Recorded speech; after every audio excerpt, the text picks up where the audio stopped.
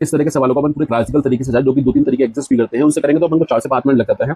But अगर हम short के थ्रू देखें तो हमें 30 सेकंड के अंदर इसको करने की योग्यता प्राप्त होगी। अगर हम देखें यहाँ पे शॉर्टकट वो क्या है, तो सबसे पहली चीज इंफिनिटी माइनस इंफिनिटी की इंडिटरमिनेट फॉर्म बनती है, जहाँ पे n डिग्री का पॉलिनोमियल है और उसकी पावर 1 उतनी ही डिग्री यहाँ पे लिखी होती है। जैसे अगर मान लो क्वाड्रेटिक है तो 1/2 होगा, क्यूबिक है तो 1/3 होगा, minus x। Ultimately effective degree इसकी भी 1 ही होगी, क्योंकि जब x का n बाहर निकलेगा तो बाहर हमारे पास x का 1 आएगा। दूसरी खास बात क्या है कि जो हमारा इफेक्टिव डिग्री का कोफिशिएंट है, जैसे कि यहाँ 1 है, तो वो भी यहाँ पे मैच होना चाहिए। अगर है तो हम बोल सकते हैं कि इसका आंसर आएगा negative of average of roots. किसके रूट्स का एवरेज आएगा? जो अंदर पॉलिनोमियल छुपा है उसके रूट्स का एवरेज आएगा, जो कि x1 से लेकर xn का सम डिवाइड बाय n का नेगेटिव, ये आंसर आएगा। उसी चीज को अगर हम यहाँ फिट करने का ट्राई करें तो बीटा को इधर भेज दिया, माइनस बीटा हो गया। और दूसरी खास बात, जब तक आंसर नहीं आएगा तब तक हम, क्योंकि हमें पता है फाइनल आंसर आना तो फॉर्म तो बनेगी, और इनफिनिटी माइनस बनेगी, ये पॉजिटिव है, इनफिनिटी को जा रहा है तो इसको भी माइनस इनफिनिटी को जाना पड़ेगा, बीच में माइनस आना पड़ेगा। Alpha has to be -1। ये मैंने पहले भी बोला था कि ये वाली चीज का कोफिशिएंट और इसका सेम होना चाहिए। जैसे इसका तुम्हारे को दिख रहा है n की पावर 1 का कोफिशिएंट यहाँ पे निकलने के बाद जो 1 आएगा, ठीक है, तो वो यहाँ पे भी 1 होना चाहिए और बीच में माइनस होना चाहिए। Of course alpha should be -1।